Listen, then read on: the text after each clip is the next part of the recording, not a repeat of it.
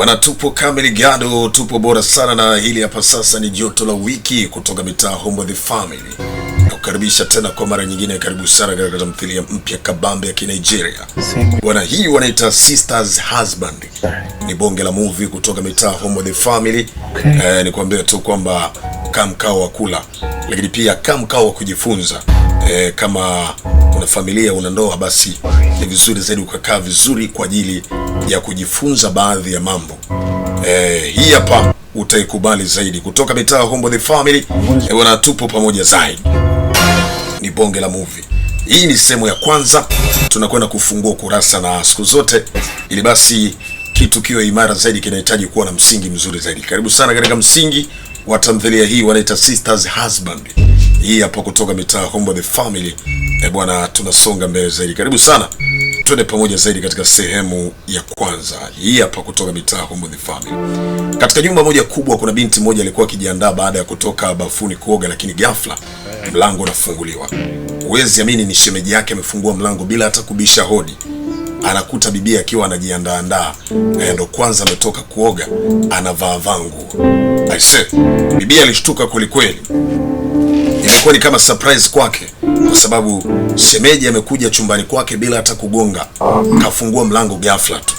Halikuwa jambo la kawaida hata kidogo, lakini mwisho wa siku ilibidi tu aweze kujiuliza maswali lakini asipate majibu yake.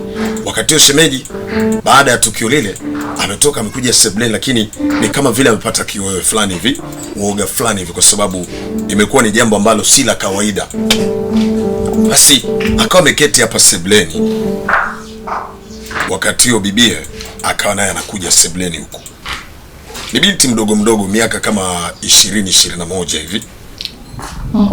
Ndio shemeji, umeniita? Nasema ndio. Samani, kuna kitu chochote jikoni huko? Kwa sababu nimerudi nyumbani na njaa kweli yani. Nasema ndio, nimepika wali. Oh, naomba unipatie. Okay.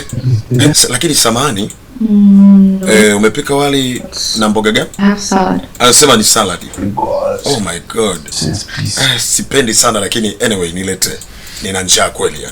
Basi bibie akawa amekwenda jikoni kwa ajili ya kuweza kwenda kuleta chakula kwa ajili ya shemeji. Jamaa akawa amebaki pale kwa ajili ya kusubiri chakula. Basi alikula chakula, baada ya kula chakula akawa amekuja moja kwa moja chumbani. Amkuta mke wake yupo busy anazungumza na simu bila hata shida yoyote. Ndio, haina shida. Jamaa kaingia chumbani pale, mkuta mke anazungumza na simu, akawa anahitaji kumbusu. Vipi? Hebu kata simu yako bwana. Hebu subiri bwana. Samani, takupigia baada ya muda mfupi. Unajua kabisa kwamba mume wako nimekuja nimekumisi. Hebu acha mambo yako hapo. Ndio nimechoka bwana. Hebu naomba uniache. Ambia baby please. I miss you. Ambia naomba uniache bwana. Unanitania? Eti. Unajua kabisa hali yangu jinsi ilivyo. Ni muda mrefu sasa imepita, ni wiki 2 sasa. Naomba unipe bana haki yangu. Hebu naomba uniache bwana. Nishakwambia nimechoka. Naomba tafadhali don't complain about that. Usi complain kabisa. Naomba kabisa bwana. Hebu naomba uniache bwana. Niache, mimi nimechoka. I'm tired. Are you serious right now? Baby, are you serious right now? No. Baby please. Please baby, niko serious. Nimekwambia niache bwana. Unisikia au? Jamaa ikabidi amwache wife. Sasa lile tukio lilimfanya jamaa akajikuta yupo katika hali mbaya sana. Sasa akaja kumshirikisha rafiki yake, anasema unajua siku hizi simuelewi mke wangu. Ni wiki 2 sasa nimekuwa nikimuomba haki yangu ya ndoa, lakini imekuwa ni changamoto. Yaani imekuwa kama vile sijui namuomba namuomba mwanamke wa aina gani. Yaani yupo busy na mambo yake, hata kupika anipikia na anipikia shemeji yake tu kule nyumbani. Sielewi. Akamwambia sikiliza, hapo kuna tatizo. Ambia ni sielewi. Lakini sijali kwa sababu shemeji yangu ananipikia vizuri, ananiandalia chakula vizuri. Hainiumizi sana hicho. Lakini kitu kinachoniumiza Ni kwa sababu yeye ameshindwa kunisikiliza kabisa, hataki kunipa haki yangu ya ndoa. Anambia sikiliza, nikwambie kitu moja rafiki yangu. Ujue kabisa hapo ameshapata mwanaume mwingine. Akamwambia hebu acha bwana. Hawezi kunichita. Akamwambia nakwambia ukweli. Haiwezekani akupe haki yako ya ndoa. Hiyo lazima atakuwa tayari ameshakwisha kupata mwanaume mwingine. Anambia hapana bwana, Juliet najua ananipenda. Hawezi kufanya kitu kama hicho. Sikiliza. Mwanamke ukiona anakufanyia vitendo kama hivyo vya ajabu, ujue kabisa kwamba kuna kitu tayari kimeshakwisha kutokea. Dhahiri shairi ameshapata mwanaume. Fanya uchunguzi, utakuja kuniambia. Akamwambia wewe, siwezi kukuamini hata siku moja. Mimi nakwambia fanya uchunguzi alafu utakuja kuniambia. Lakini anyway, wacha nikuachie muda, utakuja kunipa majibu. Rafiki akamwambia jamaa atafanya uchunguzi, labda pengine mke wake ameshakwisha kuanzisha mahusiano mapya nje ya ndoa yake. Sasa leo mke wake na mzee mzima alikuwa ametembelewa na rafiki yake mmoja hivi. Karibu sana bwana. Karibu Juisi, jisikie nyumbani. Feel at home. Ambia lakini vipi? Mume wako mbona sijamuona? Ambia ametoka bwana. Jana usiku tuligombana kidogo. Kwa hiyo ametoka. So unajua tena leo ni weekend. Huwa anapenda kwenda kutulia na marafiki zake huko. Ambia lakini unampaje nafasi ya kwenda kuzunguka na marafiki zake huko wakati weekend hii ndo mngetakiwa mtuleo pamoja nyumbani? Ambia I don't have any time. Sina muda na yeye. Kwa sababu kuna vitu fulani ambavyo tumekosana mimi na yeye. Sasa hivyo vitu vinanifanya hata nisiwe na mudi na yeye kabisa. Najisikia furaha nikiwa peke yangu. Okay, vipi lakini mambo yako? Asema najisikia vizuri.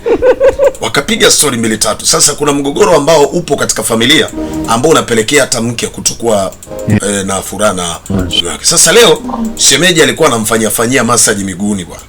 Anamfanyia shemeji yake massage miguuni. Na hii ni kwa sababu ya hali fulani ambayo mkewe pia ameiruhusu. Ambia vipi? Amekuja dada basi shemeji akamwachia pale akaondoka. Vipi? Unajisikiaje? I'm good. Vipi? Unahitaji usaidizi zaidi kutoka kwa dada yangu kuliko mimi? Asema hamna. Nimesikia furaha jinsi ulivyokuja. Sasa nimekuja kukupa taarifa kwamba mama alikuwa anahitaji pesa kidogo. Alikuwa anahitaji pesa kiasi gani? Anasema ni kama 350 naira. Nafikiri itakuwa vizuri zaidi kama utampatia. Ambe okay sawa, kwa sababu ni mama mkwe nitampa. Bibie kwa sababu mama anahitaji fedha, kaja kuongea na mume wake, akamwambia ndio sababu nakupenda.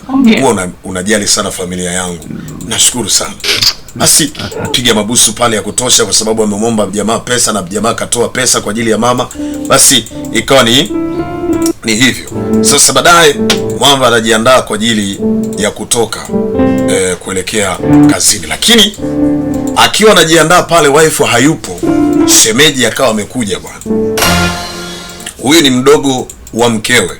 Akawa amekuja ameingia mpaka chumbani. Anamkuta pale jamaa yupo anavaa. Akawa anamtazama shemeji yake, ni kijana fulani hivi, handsome boy, afu bado mdogo nini.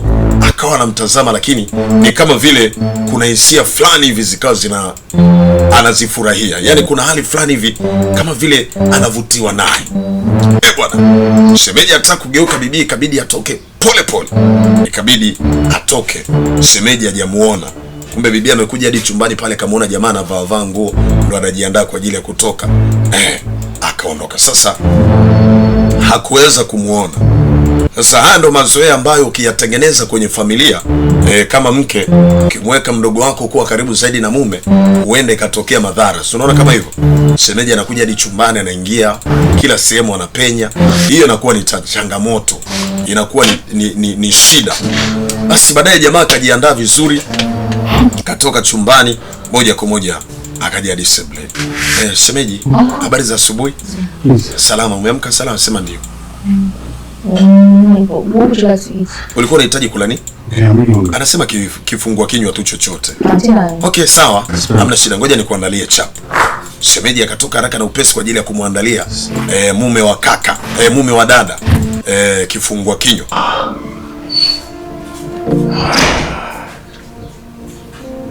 Okay.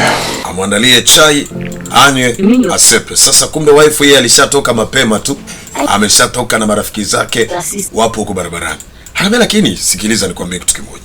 Unajua kuna kitu kimoja ambacho unatakiwa ukijue kwamba hata kama nyumbani kwako upo na mdogo wako, lakini ya kupasa kuweza kumwandalia mume wako kila kitu, kwa sababu mwisho wa siku yule sio mfanyakazi.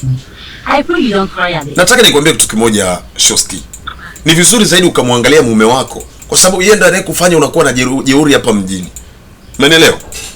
Muangalie vizuri. Sasa wewe kila saa unasema unamwachia dada yako, mdogo wako atafanya.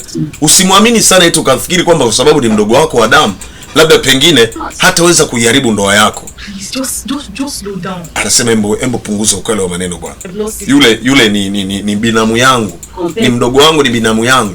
Sasa hawezi kunifanyia kitu kama hicho. Akamwambia sikiliza, nikwambie kitu kimoja.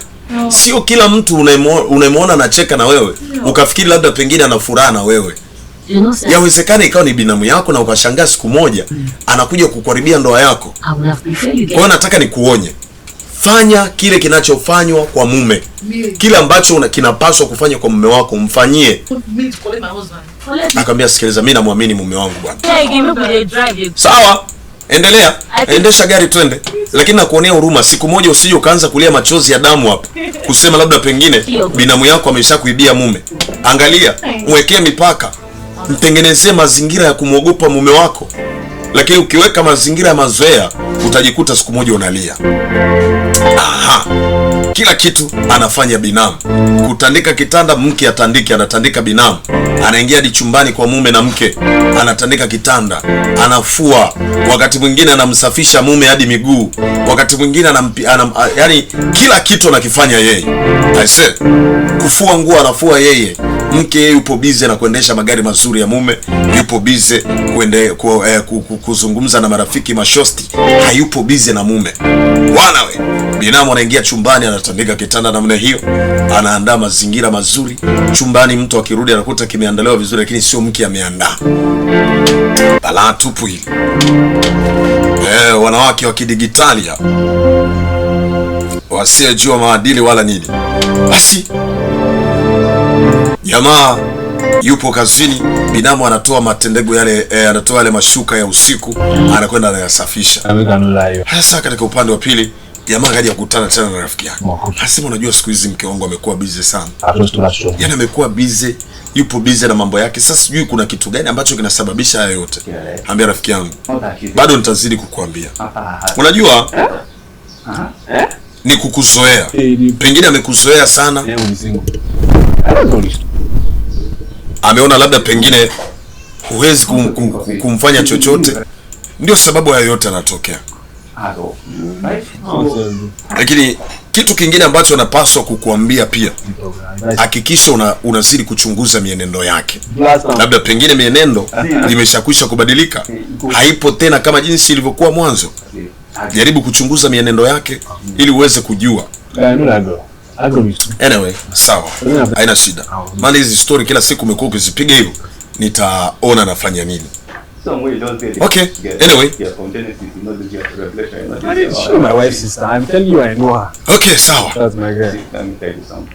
Lakini leo jamaa akambidi muulize. Akamwambia lakini kila siku umekuwa ukimsifia sana shemeji yako.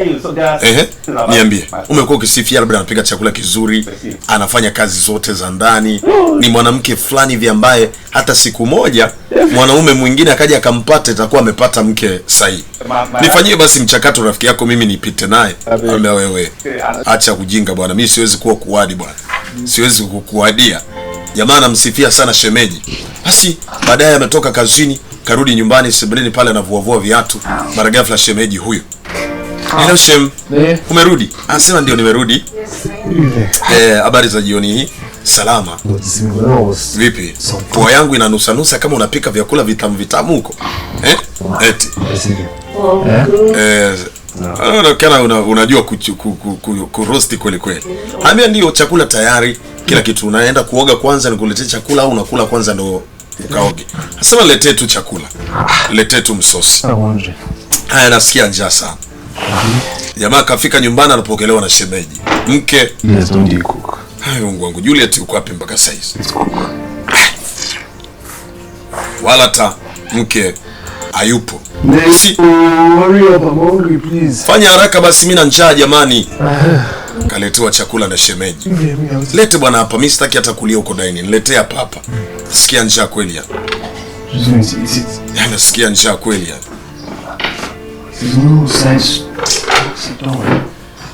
Wala hata usijali. Usijali, njaa usikia sio ya kawaida. Mbona umesimama? Usisimame bwana, kaa.